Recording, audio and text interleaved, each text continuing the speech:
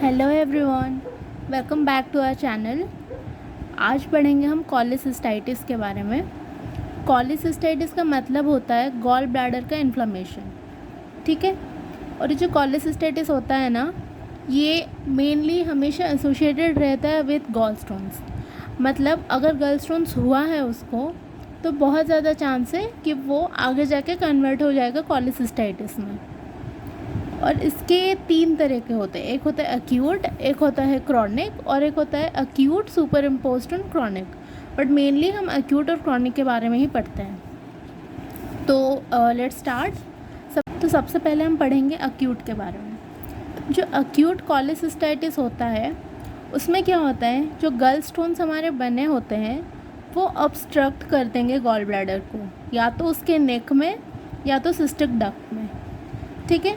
अगर आपने अभी तक गल स्टोन्स वाला वीडियो नहीं देखा है तो प्लीज़ उसको एक बार देख लीजिए, ताकि ये वाला आपको ज़्यादा अच्छे से समझ में आए। और ये जो एक्यूट कॉलेसिस्टाइटिस होता है ना, ये एक मोस्ट कॉमन और मोस्ट इम्पॉर्टेंट कॉज होता है इमरजेंसी कॉलेसिस्टेक्टोमी का।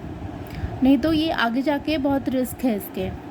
तो ये अक्यूट वाला या तो अक्यूट कैलकुलस हो सकता है या फिर अक्यूट अकैलकुलस हो सकता है।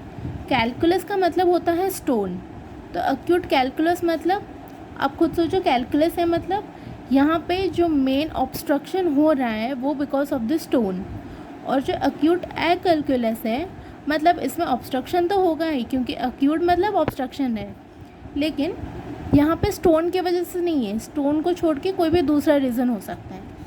तो पहले हम अक्यूट कैलकुलस की बात करते हैं। इसका पैथोजेनेसिस देखें तो मेनली 3 तरह के इन्फ्लेमेशन होता है इसमें। सबसे पहले तो केमिकल इन्फ्लेमेशन होता है, सेकंड में मैकेनिकल इन्फ्लेमेशन होता है, या फिर कोई बैक्टीरियल का सुपर इन्फेक्शन होता है। तो केमिकल इरिटेशन इन्फ्लेमेशन में क्या होता है, टॉक्सिक लाइसोलेसिथिन्स बनते हैं। ये लाइसोलेसिथिन्स क्या होता है, जो गॉल ब्लैडर का म्यूकोसा होता है ना, उसमें नॉर्मली लेसिथिन्स प्रेजेंट होते हैं। अब क्योंकि यहाँ पे इन्फ्लेमेशन हो रहा है तो फॉस्फोलाइपेज जो एंजाइम्स हैं वो ये लेसिथिन को कन्वर्ट कर देते हैं लाइसोलेसिथिन में, और ये लाइसोलेसिथिन टॉक्सिक होता है। ये पहला पॉइंट है। दूसरा पॉइंट है कि जो ग्लाइकोप्रोटीन का लेयर होता है, ग्लाइकोप्रोटीन का लेयर हमेशा प्रोटेक्टिव होता है, लेकिन इन्फ्लेमेशन में ग्लाइकोप्रोटीन का लेयर डिप्लीट करने लगता है। तो ये एक दूसरा रीज़न है जिसकी वजह से इन्फ्लेमेशन हो रहा है। अब तीसरा पॉइंट है कि प्रोस्टाग्लैंडिन्स जो है वो रिलीज़ होता है, और जैसे जैसे प्रोस्टाग्लैंडिन्स ज़्यादा रिलीज़ होंगे तो जो गॉल ब्लैडर है वो डिसेंड करने लगेगा और ज़्यादा से ज़्यादा इन्फ्लेमेशन होगा, म्यूरल इन्फ्लेमेशन। तो ये 3 जो केमिकल्स है, ये तीनों केमिकल इन्फ्लेमेशन में काम आते हैं। अब दूसरा है मैकेनिकल इन्फ्लेमेशन। मैकेनिकल इन्फ्लेमेशन में क्या होता है, गॉल ब्लैडर डिसेंड कर रहा है जिसकी वजह से उसका इंट्रालुमिनल प्रेशर जो है वो इंक्रीज़ कर रहा है। अब अगर किसी ऑर्गन का अंदर का प्रेशर इंक्रीज़ कर रहा है तो जो ब्लड फ्लो उसमें जा रहा है उसमें कॉम्प्रोमाइज़ होगा, क्योंकि अंदर उसका प्रेशर ज़्यादा बढ़ गया है, ठीक है। तो सेकंड पॉइंट में उसका ब्लड फ्लो कॉम्प्रोमाइज़ हो गया है जिसकी वजह से इन्फ्लेमेशन हो रहा है। तीसरा क्या है, कोई बैक्टीरियल इन्फेक्शन है, और अगर पहले से उसको इन्फ्लेमेशन है, ऊपर से कोई बैक्टीरिया या कोई भी माइक्रो ऑर्गेनिजम्स का इन्फ्लेमेशन हो रहा है, तो वो उस इन्फ्लेमेशन को ज़्यादा एग्रेवेट करेगा, ज़्यादा एक्ससरबेट कर जाएगा, ठीक है। ये हो गया अक्यूट कैलकुलस के बारे में।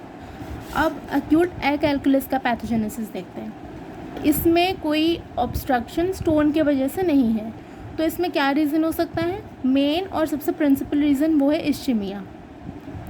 क्यों इस्चीमिया होता है, क्योंकि जो सिस्टिक आर्टरी होता है, जो आर्टरी गॉल ब्लैडर को सप्लाई करता है, वो एक एंड आर्टरी है, और एंड आर्टरी है मतलब उसका कोई और कोलैटरल सर्कुलेशन नहीं है। तो अगर उसमें इस्चीमिया होता है मतलब गल ब्लैडर का जो ब्लड सप्लाई है वो रुक जाता है, तो फिर उसको वहाँ पे ऑब्स्ट्रक्शन हो सकता है, इन्फ्लेमेशन हो सकता है। अब ये करने के लिए कुछ कंट्रीब्यूटिंग फैक्टर्स होते हैं जो कि इस्चीमिया को प्रमोट करते हैं। वो क्या हो सकता है, वही इन्फ्लेमेशन और इडीमा। सबसे पहला जो इन्फ्लेमेटरी मीडिएटर्स वगैरह रिलीज़ होंगे वो करते हैं कंट्रीब्यूट। सेकेंड में गॉल ब्लैडर स्टेसिस, मैंने कॉलेलिथियासिस वाली वीडियो पे बताया था। गॉल ब्लैडर स्टेसिस मतलब हाइपोमोटिलिटी, मतलब गॉल ब्लैडर कॉन्ट्रैक्ट नहीं कर रहा है, ठीक है। That will lead to biliary sludge.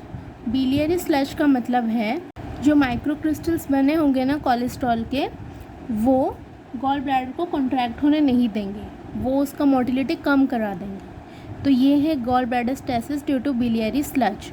और कोलेस्ट्रॉल क्रिस्टल्स किस में बनते हैं? कोलेस्ट्रॉल गलस्टोन्स में, वो भी मैंने आपको पिछले वाले वीडियो में बताया था। थर्ड में है विस्कोस बाइल और म्यूकस। अगर जो बाइल है उसका विस्कोसिटी बढ़ गया है और साथ ही म्यूकस भी बनाता है गॉल ब्लैडर। कोलेस्ट्रॉल गलस्टोन्स के पैथोजेनेसिस में हमने देखा था गॉल ब्लैडर ज़्यादा से ज़्यादा म्यूकस बनाने लगता है। तो ये सब कुछ कंट्रीब्यूटिंग फैक्टर्स हैं जो कि एक्यूट अकैल्कुलस को करते हैं। अब इनके रिस्क फैक्टर्स में क्या क्या है? सबसे पहले कि अगर सेप्सिस है विथ हाइपोटेंशन, मतलब septic shock with multi organ failure, ये एक बहुत बड़ा रिस्क फैक्टर है। दूसरे में है किसी भी तरह का इम्यूनोसप्रेसेंस, फिर कोई मेजर ट्रॉमा या बर्न्स, डायबिटीज़ मेलाइटस और लास्ट में कोई इन्फेक्शंस। तो ये हो गया एक्यूट कोलेसिस्टाइटिस के बारे में। तो क्लिनिकल फीचर्स में उससे ज़्यादा कुछ इंपॉर्टेंट तो है नहीं, बस आपको याद रखना है कि क्योंकि इन्फ्लेमेशन हो रहा है तो पेन तो होगा ही। पेन जो है वो राइट अपर क्वाड्रेंट में या फिर एपिगैस्ट्रियम में होगा। साथ ही वो पेन एसोसिएटेड होगा फीवर के साथ और मॉडरेट टू सीवियर ल्यूकोसाइटोसिस के साथ। ये तीनों मेन है, पेन, फीवर और ल्यूकोसाइटोसिस। इसके अलावा नॉजिया, वॉमिटिंग, एनोरेक्सिया और स्वेटिंग, ये सब कॉमन है। फिर है कि जो सीरम एल्कलाइन फॉस्फेटेज है एंजाइम है, ये एंजाइम का बहुत ज़्यादा एलिवेशन हो गया होगा। और लास्ट में है कि ये एक्यूट कोलेसिस्टाइटिस ना रिकरेंट है, ये बार बार आता जाता रहता है। तो ये हो गया एक्यूट कैलकुलस का और एक्यूट अकैल्कुलस का पैथोजेनेसिस, क्लिनिकल फीचर्स। अब इसका मॉर्फोलॉजी देख लेते हैं। इसके मॉर्फोलॉजी में सबसे पहले हम ग्रॉस का देखेंगे। ग्रॉस में क्योंकि अभी अभी इन्फ्लेमेशन शुरू हुआ है, एक्यूट है, तो वो एनलार्ज्ड हो गया होगा, टेंस्ड हो गया होगा, मतलब रिजिड दिखेगा वो ऑर्गन। कलर की बात करेंगे तो ब्राइट रेड या फिर ब्लॉची, साथ ही वो टाइम के साथ वायलेशियस या ग्रीन ब्लैक बन जाता है।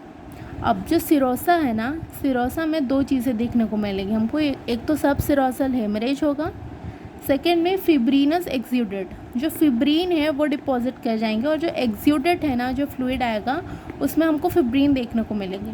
और ये फिब्रीनस एक्सूडेट जब ये सीवियर होता जाएगा ना inflammation, that will convert to fibrinopurulent. ठीक है। अब कैलकुलस कोलेसिस्टाइटिस और अकैल्कुलस में कोई ज़्यादा डिफरेंस नहीं है, दोनों का मॉर्फोलॉजी सेम है। बस कैलकुलस में आपको स्टोन्स दिखेंगे, अकैल्कुलस में आपको स्टोन्स नहीं दिखेंगे। ठीक है। तो कैलकुलस में आपको वन और मोर स्टोन्स दिख सकते हैं और जो बाइल है वो क्लाउडी या टर्बिड कलर का होता है और इसमें फाइब्रिन होता है, पस होता है और हेमरेज होता है। ये याद रखना। कैलकुलस कोलेसिस्टाइटिस में जो क्लाउडी और टर्बिड बाइल है उसमें फाइब्रिन होता है। ऑब्वियसली मैंने यहाँ पर कहा फिब्रीनस एक्सूडेट, तो फाइब्रिन तो बाइल में भी होगा। साथ ही क्लाउडी है तो इससे ही आप बता सकते हो कि उसमें पस भी होगा और क्योंकि इन्फ्लेमेशन हो रहा है तो हेमरेज भी होगा। अब यहाँ पे कुछ नए फॉर्म्स आते हैं इसके कि अगर जो बाइल है या जो एक्सूडेट निकला है उसमें सिर्फ पस हो, प्योरली पस हो, तो उसको हम बोलेंगे गॉल ब्लैडर एम्पाइमा। ठीक है। अब जब माइल्ड केस में होता है तब उसका वॉल थिक करता है, इडिमेटस होता है और हाइपरेमिक होता है। जब सीवियर होने लगता है इन्फ्लेमेशन तो वो चेंज हो जाता है ग्रीन ब्लैक में, जैसे मैंने यहाँ पे भी बताया था। जो रेड ब्लॉची कलर है वो बाद में जाके ग्रीन ब्लैक में कन्वर्ट हो जाता है। वैसे यहाँ पे green black necrotic organ appear होता है वो। ठीक है। विथ परफोरेशन, स्मॉल या फिर लार्ज परफोरेशंस हो सकते हैं। इसको बोलते हैं गैंग्रीनस कोलेसिस्टाइटिस। ये है सेकंड। पहला था गॉल ब्लैडर एम्पाइमा, सेकंड में है गैंग्रीनस कोलेसिस्टाइटिस और थर्ड में है एक्यूट एम्फाइसीमेटस कोलेसिस्टाइटिस। ध्यान रखना ये एम्फाइसीमेटस है और ये एम्पाइमा है। इसमें क्या होता है, जो गैस फॉर्मिंग ऑर्गेनिजम्स हैं, कौन कौन गैस फॉर्म करता है, जैसे क्लॉस्ट्रीडिया हो गया या कॉलीफॉर्म बैक्टीरिया हो गए, ये सब जब इन्वेड करेंगे ना तो वो ज़्यादा गैस बनाएंगे, तो that will lead to acute emphysematous cholecystitis. तो इसके 3 फॉर्म्स हैं। पहला है गॉल ब्लैडर एम्पाइमा जिसमें सिर्फ पस है जो कि एक्सूडेट में हमको मिल रहा है। दूसरा है गैंग्रीनस कोलेसिस्टाइटिस जिसमें क्योंकि सीवियर इन्फ्लेमेशन हो गया है तो वो जो गॉल ब्लैडर है ना वो ग्रीन ब्लैक नेक्रोटिक ऑर्गन जैसे अपीयर करता है। थर्ड है एक्यूट एम्फाइसीमेटस कोलेसिस्टाइटिस जिसमें गैस फॉर्मिंग ऑर्गेनिजम्स ने इन्वेड किया है। ये हो गया सारा। अब इनको माइक्रोस्कोपी में देखेंगे तो सब में हमको इडीमा, कंजेशन और म्यूकोजल का इरोजन्स दिखेगा। अगर बैक्टीरिया का सुपर इन्फेक्शन हुआ है तभी न्यूट्रोफिल्स दिखेंगे, नहीं तो नहीं दिखेंगे। ये हो गया एक्यूट कॉलिसिस्टाइटिस के बारे में। अब देखते हैं क्रॉनिक वाले में। क्रॉनिक वाले में ज़्यादा कुछ है नहीं, बस इसके कॉम्प्लिकेशंस बहुत इंपॉर्टेंट है। सबसे पहले हम देखते हैं क्रॉनिक होता क्या है। यही जो एक्यूट है जिसमें ऑब्स्ट्रक्शन होता है, यही अगर बार बार हो रहा है ना, रिपीटेड बाउट्स हो रहा है इसके, तब जाके वो कन्वर्ट होगा क्रॉनिक में। लेकिन ऐसा ज़रूरी नहीं कि हमेशा एक्यूट वाला अगर रिकरेंट कर रहा है या फिर उसके रिपीटेड अटैक्स हो रहा है तभी वो क्रॉनिक में हो। कोई भी सेकेंडरी कॉज की वजह से भी क्रॉनिक कॉलिसिस्टाइटिस हो सकता है।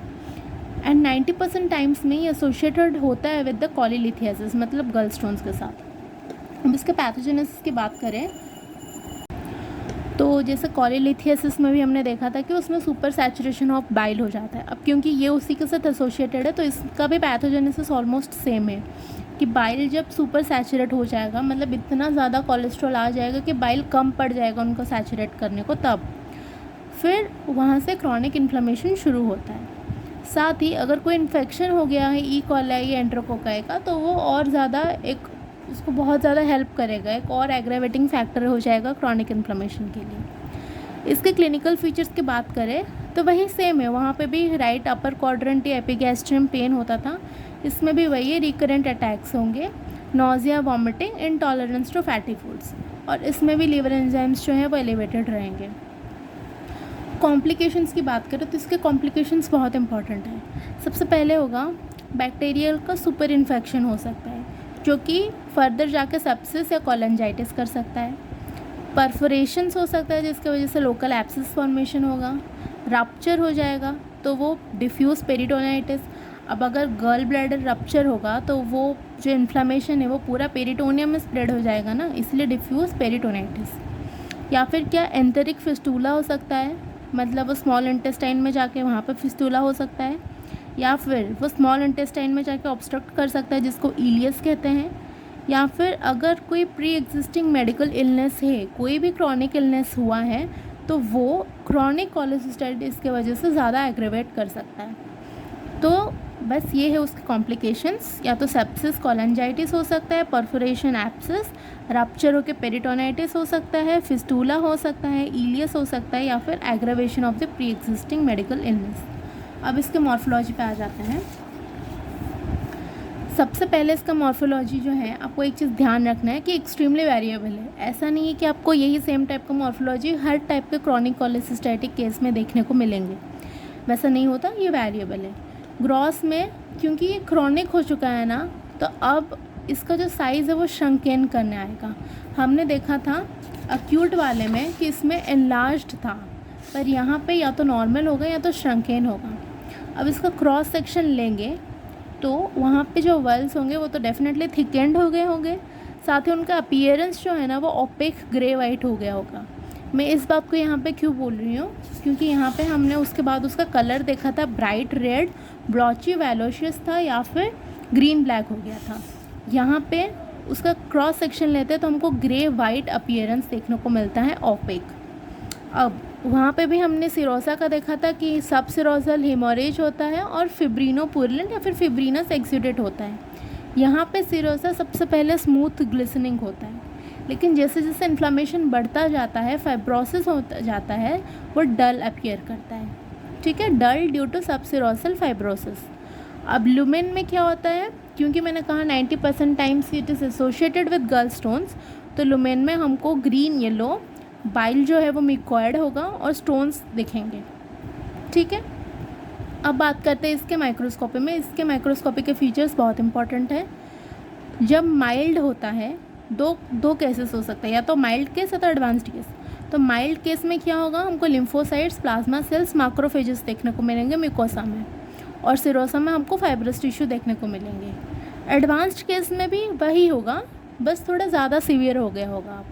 मतलब क्या, यहाँ पे जो सब सिरोसल फाइब्रस टिश्यू था, यहाँ पे भी सब सिरोसल फाइब्रोसिस होगा, सब एपिथेलियल फाइब्रोसिस होगा, लेकिन मार्क्ड इंक्रीज़ हो गया होगा। और यहाँ पे भी हमने लिम्फोसाइट, प्लाज्मा सेल, मैक्रोफेजेस देखा था, यहाँ पे भी मोनोन्यूक्लियर सेल्स का इन्फिल्ट्रेशन होगा। और उसके बाद यहाँ पे हमने देखा था कुछ अलग अलग फॉर्म्स, जैसे एम्पाइमा हो गया, और एम्फाइसेमेटस हो गया और गैंग्रीनस हो गया। यहाँ पे भी कुछ फॉर्म्स दिखेंगे जो कि इम्पॉर्टेंट है। सबसे पहले तो आर्य साइनस बहुत प्रोमिनेंटली दिखेंगे। आर्य साइनस होते हैं रॉकीटांस्की एशकॉफ साइनस। इसका मतलब ये है कि वो जो म्यूकोसल एपिथेलियम है ना, वो आउट पाउच करता है, वो वॉल तक जाता है। मतलब अगर ये म्यूकोसा है और ये सिरोसा वॉल है, तो यहाँ से जो आउट पाउचिंग्स है ना, वो थ्रू दी वॉल तक जाएंगे ऐसे पूरा लंबा सा, तो उसको बोलते हैं आर्य साइनस। ये बहुत प्रोमिनेंटली दिखते हैं क्रॉनिक कॉलिसिस्टाइटिस में। उसके बाद इसका एक इम्पॉर्टेंट फॉर्म है, वो है पोर्सलिन गॉल ब्लैडर। इसमें क्या होता है, जो इन्फ्लेमेशन होता जा रहा है, कैल्सिफिकेशन होगा। कौन सा कैल्सिफिकेशन? Dystrophic calcification. ठीक है, तो जब बहुत ज़्यादा डिस्ट्रॉफिक कैल्सिफिकेशन हो जाता है वल का, तो वो बन जाता है पोर्सलिन गॉल ब्लैडर। अब फिर दूसरा है हाइलिनाइजिंग कॉलिसिस्टाइटिस। हाइलिनाइजिंग मतलब हाइलिन डिपॉजिट होगा। इसका मतलब क्या है, जो एंटायर वल और म्यूकोसा है वो कम्प्लीटली रिप्लेस हो जाएगा बाय फाइब्रोसिस। ये हो गया हाइलिनाइजिंग कॉलिसिस्टाइटिस। उसके बाद है ज़ैंथोग्रैनुलोमेटस कॉलिसिस्टाइटिस। इसको कैसे याद रखोगे? देखो, पहला है ज़ैंथो, मतलब ज़ैंथोमा सेल्स। अब ज़ैंथोमा सेल्स क्या होता है, जो मैक्रोफेजेस होते हैं वो फॉस्फोलिपिड्स को इंजेस्ट कर देते हैं। ठीक है, मतलब एक सेल है जिसके अंदर उसने लिपिड को इंजेस्ट कर दिया है, तो उसका जो साइटोप्लाज्म है वो फोमी अपीयर करेगा। इसको बोलते हैं ज़ैंथोमा सेल। तो मैक्रोफेजेस जो फॉस्फोलिपिड्स को इंजेस्ट कर लिए होते हैं, तो उनको बोलते हैं ज़ैंथोमा सेल्स। और ये कैसे इंजेस्ट करेंगे? नॉर्मली तो करते नहीं है। ये जो आर्य साइनस में बताइए, आर्य साइनस जब रप्चर कर जाता है तब ये चीज़ होता है। तो ज़ैंथो से याद रखना ये वाला पॉइंट। और ग्रैन्युलोमेटस, ग्रैन्युलोमेटस कब होता है? जब ज़्यादा क्रॉनिक इन्फ्लेमेशन हो जाता है, तब बहुत ज़्यादा नेक्रोसिस हो गया है, फोकाई ऑफ हेमरेजेस आ गए हैं तब। तो ये दो पॉइंट को आप ज़ैंथोग्रैनुलोमेटस कॉलिसिस्टाइटिस में लिख सकते हो। सबसे पहले ज़ैंथोमा सेल्स के बारे में लिखना, और ग्रैनुलोमेटस में foci of necrosis and haemorrhage. ठीक है, अब आ जाते हैं लास्ट में जो है हाइड्रॉप्स ऑफ गॉल ब्लैडर। हाइड्रॉप्स मतलब, हाइड्रॉप्स आप रिलेट कर सकते हो समथिंग लाइक वाटर। वाटर एक बहुत ही क्लियर सिक्रीशन है। ठीक है, तो एकदम लास्ट स्टेज में क्या होता है ना, एट्रोफी होने लगता है वॉल का, गॉल ब्लैडर का। जब वो क्रॉनिकली ऑब्स्ट्रक्टेड रहेगा काफ़ी टाइम तक, क्रॉनिक है मतलब बहुत लंबा तक ऑब्स्ट्रक्शन रहा है, एट्रोफी हो जाएगा, डायलेशन हो जाएगा, और उसमें सिर्फ हमको क्लियर सिक्रीशंस देखने को मिलेंगे, तो वो है हाइड्रॉप्स ऑफ गॉल ब्लैडर। ये ज़्यादा लग रहा होगा, पर इसको याद करना इजी है। आप वैसे ही एकदम शुरू से याद करना कि मॉर्फोलॉजी में सबसे पहले ग्रॉस के बारे में, उसका साइज़ और कलर बता देना। उसके बाद एक पॉइंट सिरोसा में और लुमेन में, फिर आ जाना उसके माइक्रोस्कोपी में। माइक्रोस्कोपी में दो केस है, एक है माइल्ड में, और माइल्ड में जो होता है एडवांस्ड में भी वही होता है पर ज़्यादा सीवियर। और उसके कुछ 4-5 फॉर्म्स हैं। आर्य साइनस को मेंशन करना, उसके बाद पोर्सलिन गॉल ब्लैडर, हाइलिनाइजिंग कॉलिसिस्टाइटिस, ज़ैंथोग्रैनुलोमेटस और हाइड्रॉप्स ऑफ गॉल ब्लैडर। ये है क्रॉनिक कॉलिसिस्टाइटिस का मॉर्फोलॉजी। और अक्यूट वाले में भी आपको वैसे ही करना है। ग्रॉस का पहले साइज़ और कलर लिख देना, सिरोसा के बारे में लिख देना। इसमें लुमेन में कुछ खास इंपॉर्टेंट है नहीं। उसके बाद कैलकुलस और कैलकुलस, वैसे आप सिरोसा के बाद भी लुमेन में याद कर सकते हो कि जो कैलकुलस वाला है उसके लुमेन में हमको स्टोन्स दिखेगा, कैलकुलस में हमको नहीं दिखेगा। उसके बाद स्टोन से ही आप याद करोगे बाइल, जिसमें फाइब्रीन, पस और हेमरेज होते हैं। तो जिसमें सिर्फ पस है वो हो जाएगा एम्पाइमा। उसके बाद अगर ग्रीन ब्लैक नेक्रोटिक बन गया वो हो जाता है गैंग्रीनस। और अगर गैस फॉर्मिंग ऑर्गेनिजम्स आ गए तो वो हो जाएगा एम्फाइसेमेटस। तो ये था पूरा कॉलिसिस्टाइटिस के बारे में, अक्यूट और क्रॉनिक, सिर्फ 1-2 पेज में। अगर आपको कोई भी डाउट है तो आप नीचे कमेंट कर सकते हो। अगर आपको नोट्स चाहिए, इनके फ़ोटोज़ चाहिए, तब भी आप कमेंट कर सकते हो। अगर वीडियो अच्छा लगा है तो प्लीज़ लाइक करना, शेयर करना, सब्सक्राइब करना। Thank you so much for watching. See you in the next one.